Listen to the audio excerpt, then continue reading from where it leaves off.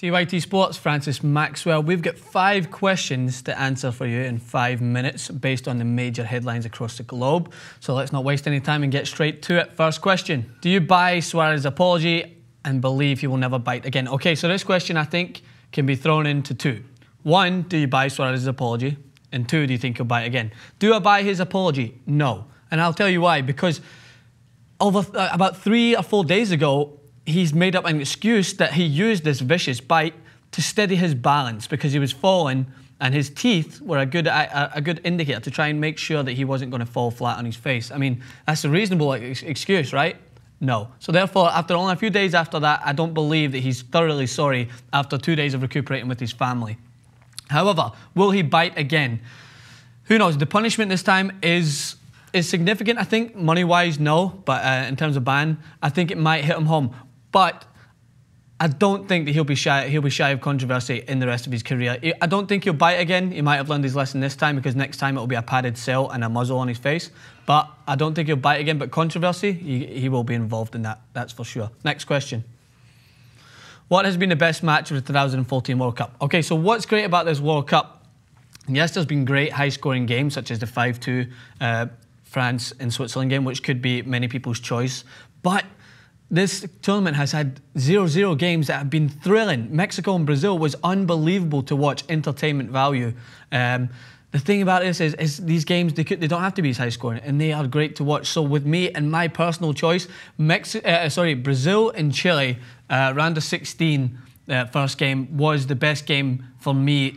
It was like, in terms of American value, it was like a basketball game. Both teams were going back and forth, hitting each other. There wasn't a moment in the game where the game slowed down and rested. Both teams were going at it, and then it went into penalty times and ultimate drama to the end. So in entertainment value, that Brazil versus Chile was the best game for the World Cup so far. Next question. Is this the saddest American soccer fan? Quick answer, no. Jason was the saddest American soccer fan after this. He actually used that answer as a template for me to give if I need to know, but it's generally true. We had to put filming off of the USA game because he was wiping tears away. I'm not joking. Next question. Is the Messi versus Ronaldo argument still legitimate, seeing that Argentina is on its way to round of 8 and Portugal failed to make it out of the group stage? So this argument, I know everyone online loves to talk about it. I like to talk about it. I like to view it. I mean, it goes back and forth. One season Messi's on top, next season, I mean, in terms of club performance, Ronaldo outshone Messi this season with his performance for Real Madrid. Both of them put up staggering figures. But as a great Pele came out and said, a man who's been involved in a debate very similar to this between him and Maradona, who's the best ever, he came out and made a point which it has to be taken into account. I don't care what people say out there.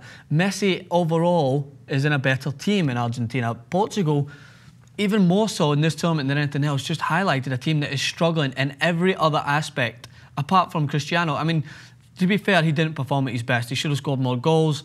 I do think Messi, if you're looking at this tournament, has tipped him because he's delivering for Argentina. But I think Messi is growing in confidence, the fact that he's got players around him that can deliver. He just set up Amiria, who put in a lovely finish. Ronaldo, I just think, is struggling with players around him. They don't seem to perform at this level, and especially in the World Cup. He looked frustrated throughout. Simple answer for me. At the moment, Messi is ahead based on this World Cup, but I wouldn't think that both of them are as far as what everyone makes it. Next question.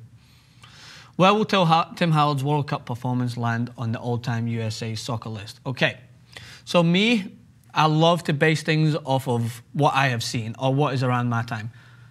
That performance from Tim Howard was not only one of the best in the USA's history from what I have seen in the World Cup, but one of the best goalkeeping performances to date. Yes, to date.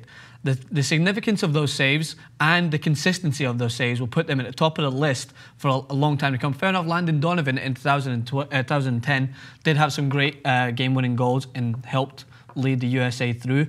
But I think Tim Howard overall did not just perform those saves to keep the United States in it, he lifted his teammates. You've seen that they had that last surge against Belgium. Without him, that would have been completely out of sight. So, as I said, that is probably the best goalkeeping performance in USA history and one of the best goalkeeping performances I have ever seen.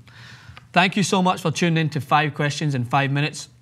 On the next segment, make sure to send us your request. You can either tweet them to at TYTSports on Twitter or me at Francis_Maxwell, and we'll make sure to read them out in the next segment.